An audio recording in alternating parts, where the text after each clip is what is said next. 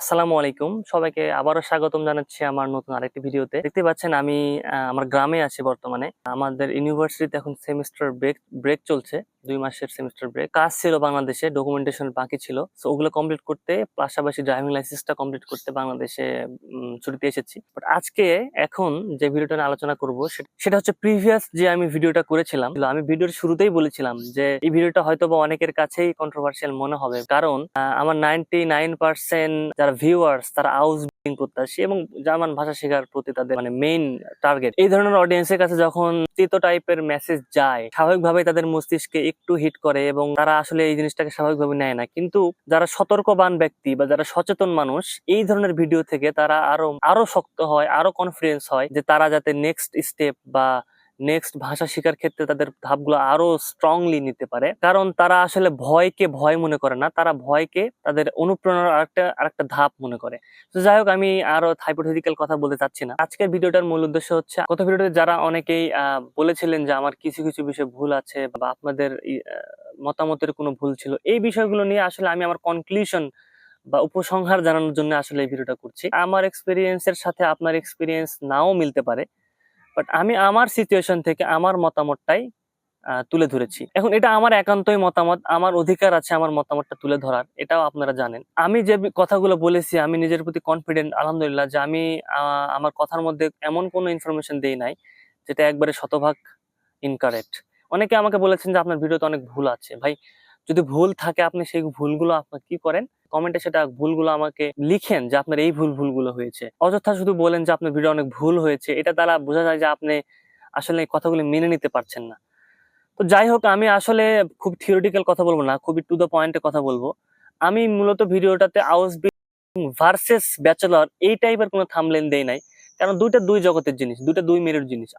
একটা জিনিস, ব্যাচেলর আর একটা জিনিস। তো একজন কিভাবে চুজ করবে তার চুজ করতে হবে কিনা, কখন চুজ করবে, হ্যাঁ ব্যাচেলর কখন চুজ করবে, এটা আসলে অনেক রিসার্চের বিষয়। আপনার সিচুয়েশন, আপনার মন, ফ্যামিলি ব্যাকগ্রাউন্ড এবং পড়াশোনার ব্যাকগ্রাউন্ড এবং last but not the least আপনার ইংলিশ বেসিকটা কেমন, এটার উপর ডিপেন্ড করে আপনি চুজ করতে পারেন।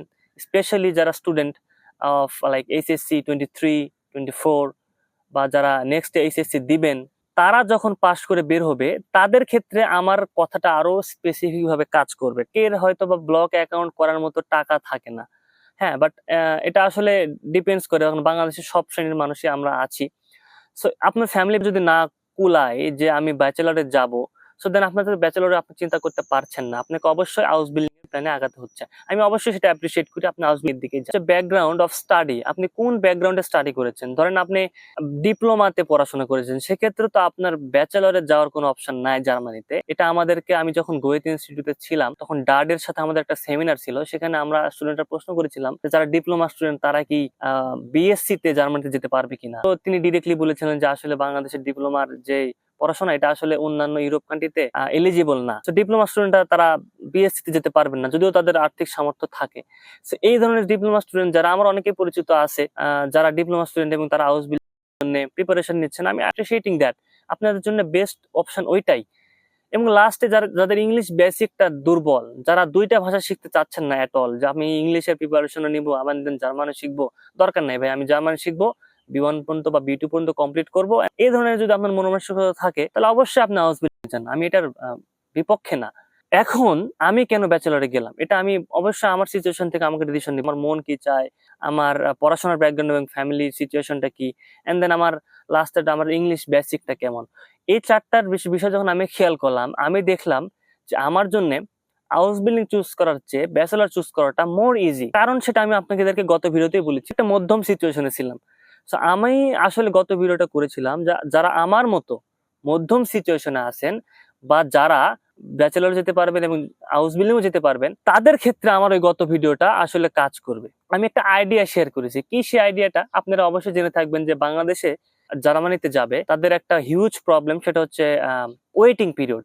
আগে 19 মাস ছিল, এখন সেটা 22 মাস করেছে, যেটা আসলে খুবই খারাপ জিনিস।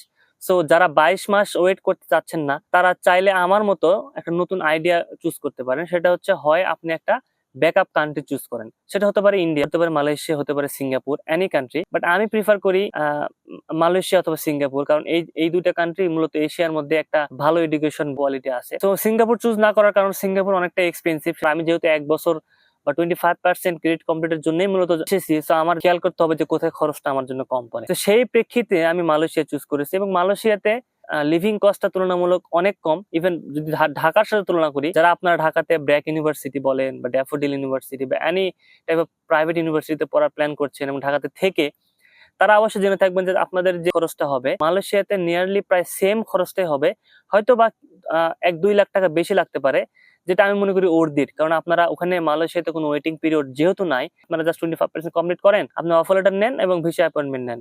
এখন আসে কন্ট্রোভার্সিয়াল। অনেকে আমাকে বলেছেন যে আমি ভুল ইনফরমেশন দিচ্ছি। স্পেসিফিক ভাবে যদি বলতে চাই, যে আমি এমএসসির বিষয়ে বলেছি যে আউস বিল করবার most of the student MSc করে না, বা এমএসসি পপুলার না, আউস বিল করবে।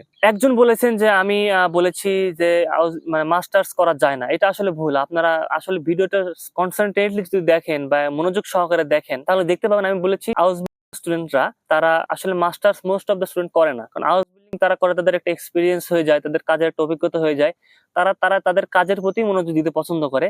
তারা হায়ার স্টাডির জন্য আবার ফুল 8 ঘন্টা ডিউটি করার পরে রাত্রে এসে আবার ওপেন ইউনিভার্সিটি বলেন বা যে টাইপের ইউনিভার্সিটি আছে যারা রাত্রেও ক্লাস করে, এই টাইপের ইউনিভার্সিটিতে পড়াশোনা করা আসলে এটা 99% করে না। তাই বলে যে আপনি করতে পারবেন না, এটা আমি কখনোই বলি না। আপনিও চাইলে করতে পারবেন, বাট এটা আসলে সাধারণত ইউনিভার্সাল না। একটা ব্যাচেলর স্টুডেন্ট যখন মাস্টার্স করে, তাদের জন্য যেটা যতটা একটা ইউনিভার্সাল, কারণ একটা ব্যাচেলর করার পরে আপনার ডিগ্রিটা আসলে সম্পূর্ণ হয় না যদি আপনি স্পেসিফিক মাস্টার্স না করেন। আউস সেটা আসলে না। প্রেক্ষিতে আমি বলেছি যে আসলে মাস্টার্সটা আসলে অতটা সহজ না। আরেকটা বিষয় আমি বলেছি যে আমি চাইলে ব্যাচেলরে যাওয়ার পরে আউসবিল্ডিং যেতে পারবো। এটাতে কিন্তু আপনারা কেউ দ্বিমত পোষণ করতে পারবেন না। যদি আমার ভাষার প্রফিসিয়েন্সি থাকে, তাহলে আমি কিন্তু ব্যাচেলরে যাওয়ার পরেও আউসবিল্ডিং যেতে পারবো। এই বিষয়ে যদি কেউ মতানৈক্য করেন, তাহলে এটা তার ব্যক্তিগত ধারণা বা তার এটা নিজের ভুল ধারণা। এটা তারা রিসার্চ করলে জানতে পারবে। বাট আপনারা যদি আউস যান, তারপরে চাইলেই আপনার ব্যাচেলরে যেতে পারবেন না। এটা জার্মান ল, এটা আমার কথা না ভাই। যদি আপনার একান্ত ইচ্ছা থাকে ব্যাচেলরে যাওয়া, তাহলে আপনি এখন থেকে প্রিপারেশন নেন। হয়তো বা আমারও কিছু ভুল তথ্য থাকতে পারে, এই জন্য আমি আন্তরিকভাবে দুঃখিত। এবং আমি কমেন্টেও সেটা বলেছি যে আমার যদি এটা ভুল থাকে, সেই জন্য আমি ক্ষমাও চেয়েছি। আমি আবারও বলছি, আমি কখনো আউস বিলের বিপক্ষী না। অনেকেই আমাকে মেসেজ দেন যে ভাই আমার বয়স তো 30+, আমি এখন কি করব। এখন যাদের দেখেন 6 ইয়ার্স 7 ইয়ার্স স্টাডি গ্যাপ, তারা তো এখন আউস বিল এর অপশন তাদের জন্য বেস্ট অপশন, তাই না? তারা তো চাইলে এখন মাস্টার্স বা ব্যাচেলর যেতে পারবেন। এই বিষয়গুলো আপনাদেরকে খেয়াল করতে হবে। আপনার সিচুয়েশন, আপনার পার্সপেক্টিভে আপনার জন্য কোনটা বেস্ট ডিসিশন, সেটা আপনাকে নিতে হবে। যে আমার পার্সপেক্টিভে আমি কোনটা ডিসিশন নিব। আমি আমার মতামত আপনাদের উপর চাপাচ্ছি না, জাস্ট ভিডিওটা করেছি যাতে এই যে বর্তমান ইউটিউবে মানে শত শত চ্যানেল যারা হাউস বিল্ডিংকে একদম বিজনেস পর্যায়ে নিয়ে গেছে, তারা আসলে এই হাউস বিল্ডিংকে এতটা মানে এতটা সহজ ভাবে তুলে ধরছে স্টুডেন্টদের কাছে। স্টুডেন্ট মানে স্বাভাবিকভাবে ভাবতেই পারে যে না, হাউস বিল্ডিং তো খুবই ইজি, এখানে জাস্ট ভাষা শিখি এন্ড দেন অ্যাপ্লাই করে চলে যাই। আমি আমার জায়গা থেকে চেষ্টা করেছি যাতে এই ভুল কনসেপশনটা না থাকে। হ্যাঁ, তাদের কথা 90% সঠিক, বাট 10% যে কিন্তুটা রয়েছে, সেই কিন্তুটা কিন্তু তারা প্রকাশ করছে না। এই জিনিসটা আমি জাস্ট আপনাদেরকে বোঝাতে চেয়েছি যে সমস্যাগুলো সাধারণত ফেস করে অনেকেই, এই সমস্যাগুলো কিন্তু সেটা বলে না। দেখা যাচ্ছে একটা ব্যাচে ধরেন 15 জন 20 জন 25 জন করে ভর্তি হচ্ছে, কিন্তু যাচ্ছে কয়জন? 2 জন 3 জন 5 জন 10 জন। যে আসলে মানুষ যারা সাকসেসফুল হয় তাদেরকে নিয়েই লাফালাফি করে, কিন্তু যারা বিফল হয় তাদের সিচুয়েশনটা কিন্তু কেউ দেখতে চায় না। আমার মোটোটা ছিল এইটাই, রিয়েলিটিটা প্রকাশ করে যে হ্যাঁ সম্ভব যাওয়া, বাট কিন্তু আপনাদেরকে মোর অ্যাটেন্টিভলি ভাষা শিখতে হবে। নিজেদের উপর বিশ্বাস রাখতে হবে যে না, আমার 1 বছর 2 বছর লাগুক, আমি যাবই। হ্যাঁ, আমি যতদিন সময় লাগুক আমি যাবো। এই মনোবল, এই মনের শক্তি যদি আপনাদের না থাকে, তাহলে আপনাদের জন্য আসলে কঠিন একটা জার্নি হয়ে যাবে। হ্যাঁ, তো আমার শেষ কথাটা এটাই, আমার জার্মান ল্যাঙ্গুয়েজের সাথে কোনো শত্রুতা নেই, জার্মান ভাষা শেখার সাথে কোনো শত্রুতা নেই, আউটলিং সাথে কোনো শত্রুতা নেই। আমার জাস্ট মূল উদ্দেশ্যটা হচ্ছে আপনারা যাতে সঠিক তথ্যটা আপনাদের কাছে পৌঁছায়। সো আজকে ভিডিওটা এর চেয়ে বড় লম্বা করব না। আশা করছি আপনারা হয়তোবা যারা গত ভিডিওতে স্পষ্টতা ছিল, তারা হয়তো এই ভিডিওতে মোটামুটি একটা স্পষ্টতা এসেছে আমার মতামত সম্পর্কে বা আমার মন মানসিকতা সম্পর্কে। সো আজকের ভিডিও এই পর্যন্তই। সবাইকে ভিডিওটা শেষ পর্যন্ত দেখার জন্য ধন্যবাদ। দেখা হবে নেক্সট কোনো ভিডিওতে। সে পর্যন্ত সবাই ভালো থাকবেন, সুস্থ থাকবেন। আসসালামু আলাইকুম।